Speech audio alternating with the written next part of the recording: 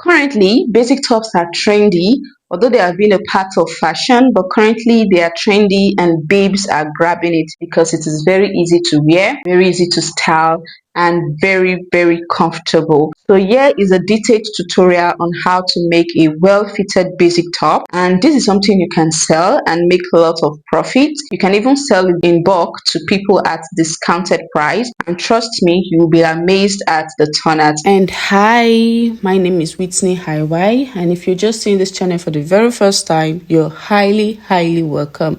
And if you're a returning subscriber, thank you for coming back.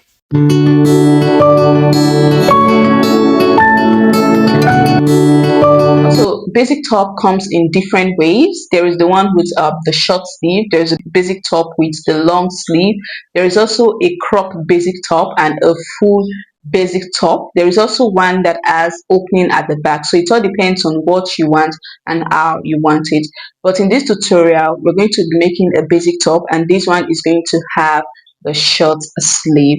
And here are some of the items that I will use for making this basic top. I'll be needing the fabric, the thread, and also my sewing machine. Now for the fabrics, when making basic top, you need a stretchy fabric, so you can either make use of a jersey fabric or a lycra stretchy fabric, or any fabric that stretches very well, because you need it to stretch so that it will be very easy for one to put on or for you to put it on. Now for stretchy fabrics, there are two types of stretchy fabrics. There is the two-way stretchy fabric and there is the four-way stretchy fabric.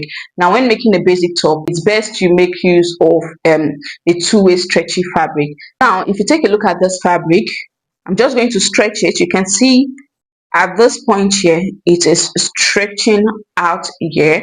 Now when I check this other side, you can see the stretch is not that much. So when I'm going to cut out my measurements, all I have to do is I will place the round bodies this way so that the stretch will be around the body. That because you need the stretch around the body so that it will be very easier for you to stretch out and put it on. You don't need the stretch on the length of your body because you don't want the top to stretch down to your knee, right? So you just only need the stretch around your body, and that's why the two-way stretch fabric is way better for making a basic top. For the four-way stretch, all sides of the fabric stretches out very well, but just make sure you get a very stretchy fabric. Take note, it's very important for the basic top. So right now I'm going to go ahead and draft out the pattern. Now you can go ahead and draft out the pattern on your fabric, or you can decide to just draft it on a pattern paper. For me, I'm going to draft it on a pattern paper because this fabric, I've already used it before to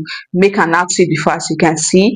So I want to make use of this fabric for the top. And for the number of yards you'll be needing, you can make use of half yards or 1 yard, but just note that you won't get to finish making use of the 1 yard for making this basic top.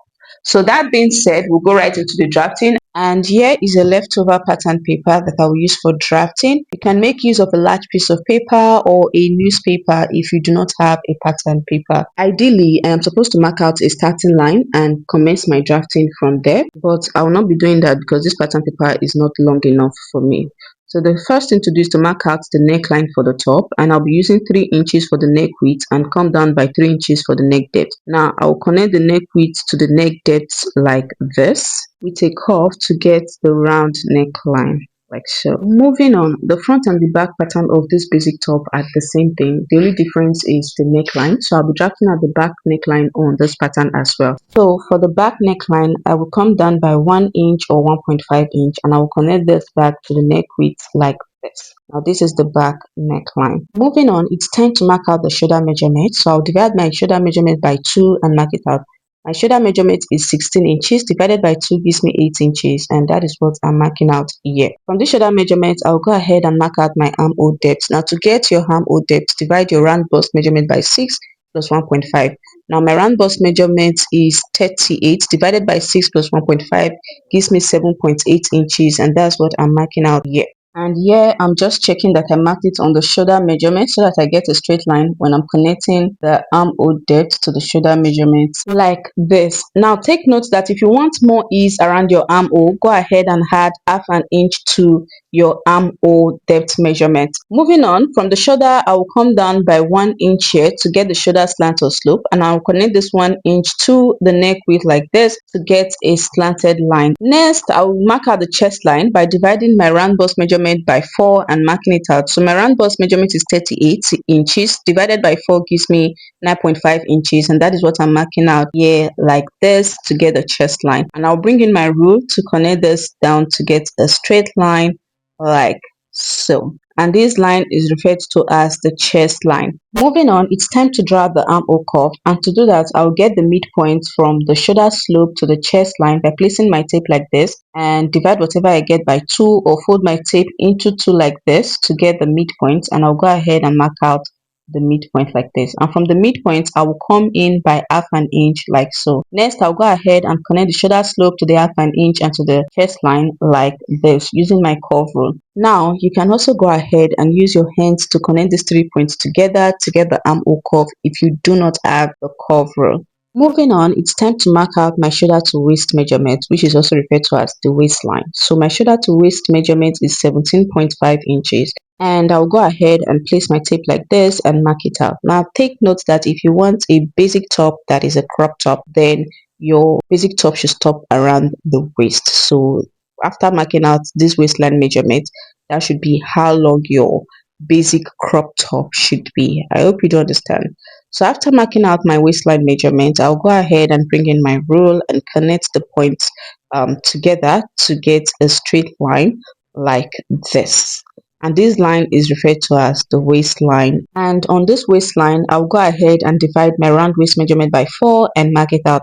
And my round waist measurement is 33 inches, divided by 4 gives me 8.25, and that is what I'll go ahead and mark out here on the waistline, and I'll connect this to the chest line or the bust measurements like this. Moving on, like I stated earlier on, I don't want this top to be a crop top. I want it to be a longer top, so I'll go ahead and mark out how long I want this basic top to be. Initially I wanted it to be 25 inches long, but my pattern paper is not long enough for that, so I'll just use the length of my pattern paper as the length for my top. So at this point here, I'll divide my round hip measurement by 4 and mark it out. And my round hip measurement is 40 inches, divided by 4 gives me 10, and that is what I'm marking out here like this. And I'll connect it to the waistline like so. And now I can go ahead and cut out my pattern, but first I'll just cut out the back neckline so that I can get to cut out the back pattern first. Now, when it comes to allowance for stretchy fabrics, take note of these few tips. If your fabric is extremely stretchy, go ahead and deduct 1 inch from your round bodice measurement before marking out. That is, after dividing it by 4, you subtract 1 inch and mark it out. But if your fabric is stretchy but not that stretchy, just go ahead and mark out your accurate round bodice measurements exactly the same way I did. But if the stretch in your fabric is very minimal, go ahead and add 1 inch for sewing allowance. And that's why you need to get a good stretchy fabric for making this, because ideally you don't need a sewing allowance except for hemming allowance when making use of a stretchy fabric. And moving on, I have gone ahead to fold my fabric into 2, okay? And as you can see, the less stretchy part, I folded it to be for the length, and the part or side that is very stretchy, I folded it to be for the width. So this is it. So I'll go ahead and bring in my pattern, and I'm going to place it like this. And in placing it, I'll leave 1 inch at the hem here for hemming allowance, for turning the hem of the top, and I'll go ahead and pin down my pattern paper to my fabric like this. And after doing this, I'll go ahead and cut this out without leaving any form of allowance on the neckline, on the shoulder, on the armhole, and on the side. The only allowance is the hemming allowance at the down part for turning the hem of the top. Next, I'll take off my pins and take off the pattern paper, and this is the back fabric for the basic top. Moving on to cut out the front, I'll just go ahead and cut out the front neckline from the pattern paper like so, and I'll also go ahead and place this on the fabric, taking note of the stretchy side being around the body, and I'll cut this out without any form of sewing allowance except for hemming allowance at the down part for turning the hem of the top. And I'll go ahead and take out the pins and take out the pattern paper, and this is the front side of the basic top. Next, I'll go ahead and turn the hems of the fabric. So on the wrong side, so take note that I've used this fabric before, that's why it's like this. So on the wrong side, I'll fold in half an inch twice like this, and I'll run a straight stitch on the edge here, and I'll repeat the same thing on the back pattern fabric as well. After turning the hem, it's time to close up the sides and also the shoulders, and to do that, I'll bring in the front pattern fabric and I'll place it on the back, and in placing it I'll make sure that the right sides of the fabrics are touching each other, facing each other, and I'll go ahead and close up the shoulders using half an inch and also close up the sides using half an inch. So after closing this up, it's time to draft out the sleeve pattern. For the sleeve pattern, I also have a piece of pattern paper here with me, and from the beginning of the pattern paper I will come down by 1 inch like this to get the straight line or starting line, and I'll go ahead and bring in my rule and connect the dots together to get a straight line like this. Okay, next I'll go ahead and mark out the carpet line. Now for the carpet line, just come down by either 4 inches or 4.5 inches. So for me, I came down by 4 inches from the starting line, and I'll go ahead and bring in my rule and connect the dots together to get a straight line like this. Next step is to go ahead and mark out how long you want your sleeve to be, and for me it's a short sleeve for me, so I'll just mark out 6 inches. That's how long I want the sleeve to be, and I'll connect the dots together to get a straight line like this. So this line is the carpet line and this line is the sleeve length. Now on the carpet line, I'll go ahead and divide my round bust measurement by 6 plus 1.5. So my round bust measurement is 38 divided by 6 plus 1.5 gives me 7.8 inches, and that is what I'll mark out on the carpet line. Now on the sleeve length, I'll go ahead and measure around my bicep and I'll divide it by 2 and mark it out. Around my bicep is 13 inches, divided by 2 gives me 6.5, and that is what I marked out, and I'll connect it to what I marked out on the carpet line. Moving on, I will go ahead and connect the measurement on my carpet line to my starting line like this to get this triangular shape.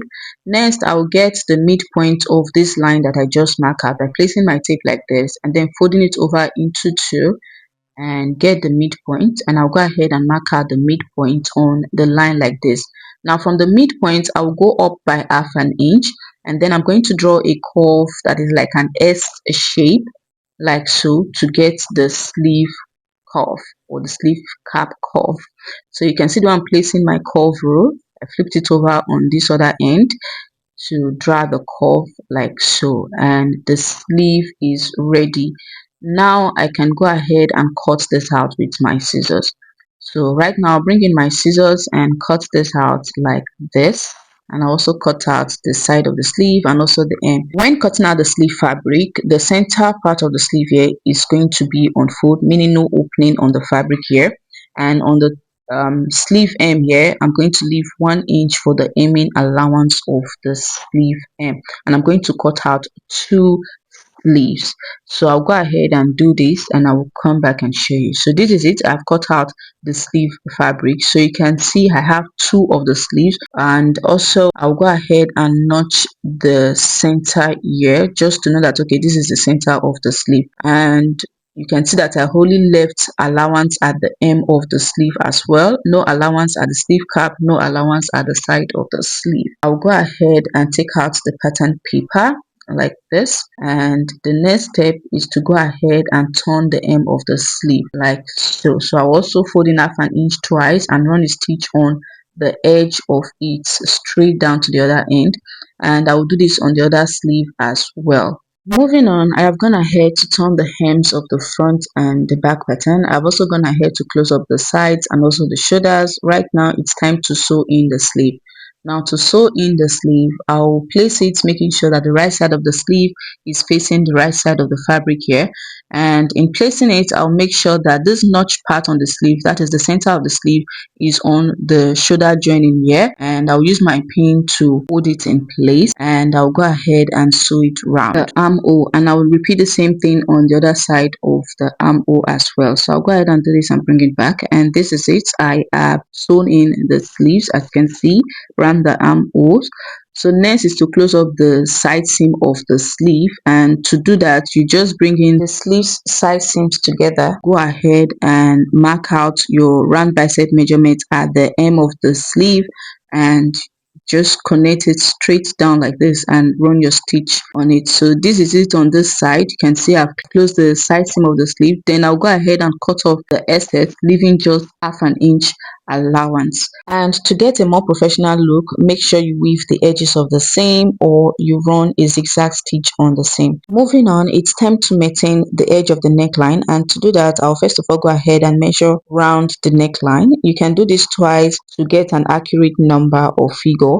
So after measuring mine round, I got 20.5 inches, as you can see. Now I will go ahead and cut out a long strip of fabric that is 21 inches long. I added half an inch to the measurement I got around my neckline to cut this out, and for the width it is 1 inches wide on fold, and when I get to open it, it is 2 inches wide. Moving on, I'll go ahead and close up the sides of this piece together by placing it like this and closing it up using half an inch allowance on the wrong side. So I'll go ahead and do this, and after doing this, I'll bring in the piece. This is it. I've closed it up on the wrong side using half an inch sewing allowance. So I'll just go ahead and cut off a few inches away from the seam and leave about 0.25 inch, or you can just go ahead and open up the seam and iron it out. So next, I'll go ahead and fold the seam into two, making sure that the right side is outside and the wrong side is inside. Next, I want this joining on this piece to be on the center back, to be at the back. So I'll go ahead and place it on the right side of the fabric like this. So please just pay attention. So on the right side of the fabric, I'll place the fabric piece like so, and I'll bring in my pin and hold it in place. So the next step is to go ahead and sew this round the neckline like this with the fabric piece folded into two. So I'll go ahead and sew this round the neckline using half an inch sewing allowance. So once I've done that, I'll come back and show you how it is looking. And here it is. So to make it look more professional, you can go ahead and stitch down the seam like this and just stitch it down. Then you can go ahead and weave the edges of the seam, or you just go ahead and cut off a few inches from the seam and then weave it and stitch it down so that it stays down, you get, and just stitch it about 0.25 inch away from the joining here. So I'll go ahead and do this and come back and show you. So this is it. You can see this holds the seams down and it gives it a more professional look. And make sure you get to weave the edges, the rough edges of the seam as well. And here it is. So buddies, the basic top is ready. So if you enjoyed this video and if you find it helpful, please do well to hit on that subscribe button and also click on the notification bell so you'll be notified whenever I drop a new video. And don't forget to also give this video a thumbs up and also share to help others who want to know how to make basic tops. And the tutorial on how to make these Ankara baggy pants is also up on my YouTube channel. So see you on my next video. Bye. Ciao.